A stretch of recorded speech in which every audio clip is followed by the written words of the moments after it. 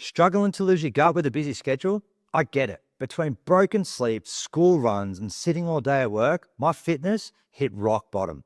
I felt burnt out, sick, and started piling on the weight. Going to the gym? Forget about it. So instead of trying to make fitness a second job, I made a few small tweaks. And they completely changed everything. I got leaner, fitter, and felt more athletic than ever. So in this video, I'll give you the full guide to finally lose your gut once and for all and still have time for work, family, and life. And it does have something to do with the jelly beans. We'll get to it soon. So let's get straight into it. There are 3 things that change everything for me: calories, movement, and strength training.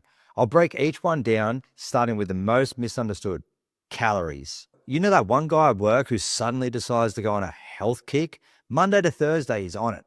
Salads, no beer, no sugar. Then Friday rolls around and it's stuff it, I'll start again on Monday. That's not discipline failing.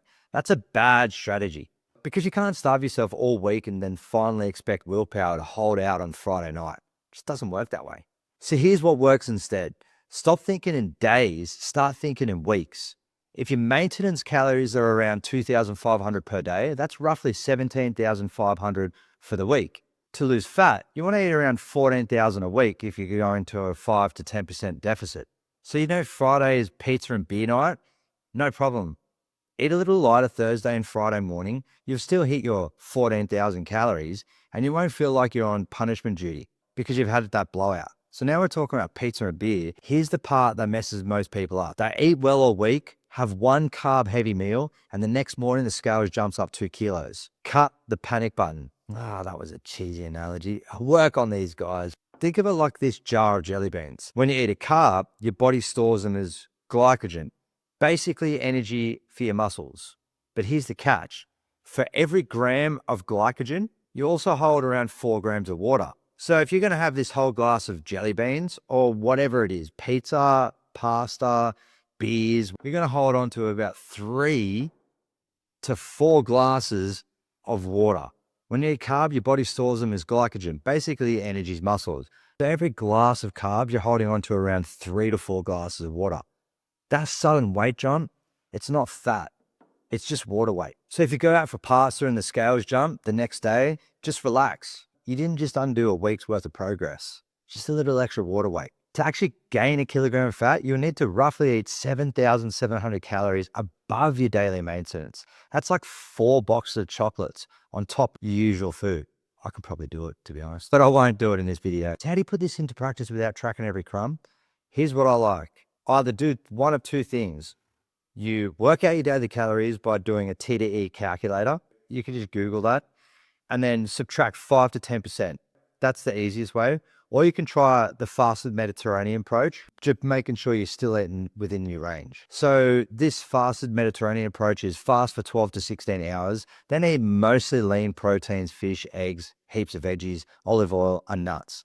Basically like eating an Italian on holiday. Just skip the midnight gelato runs and the late night pizza runs. And if you are a numbers person, Google TDE calculator, but don't go too aggressive. Cutting too hard is like sprinting the start of a marathon.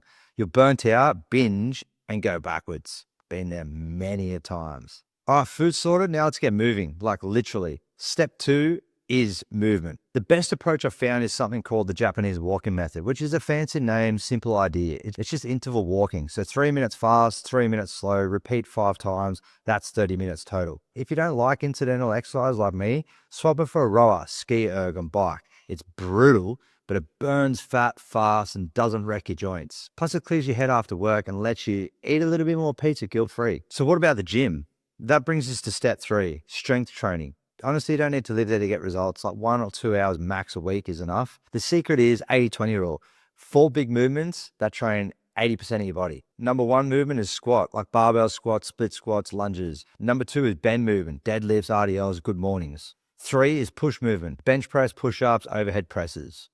Number 4 is pull, rows, pull-ups, lat pull-downs. Do these 2 to 3 times a week. Here's an example workout plan. Monday, 4 to 10 reps of each exercise, squats, deadlifts, bench, and row. Wednesday, I like to do like a reverse pyramid, which is 10, 8, 6, 4, 2.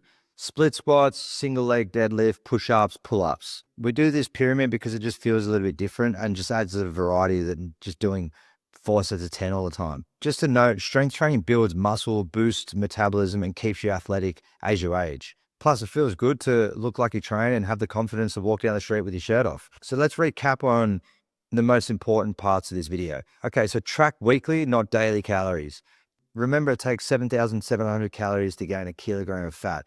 So one meal won't ruin you. Move daily. Even 30 minutes of intervals makes a real big difference. Strength training 2 to 3 times per week with squats, bend, push, pull as your main foundations. Just be consistent. Small, boring tweaks always beat extreme plans any day of the week. So now you've got the full guide to lose your gut without living in the gym or giving up your weekends. If this helped, hit subscribe and comment below what you're struggling with the most. I read every single one of the comments because there's not that many. Come on, guys, help me out here. I might break it down in the next video for you.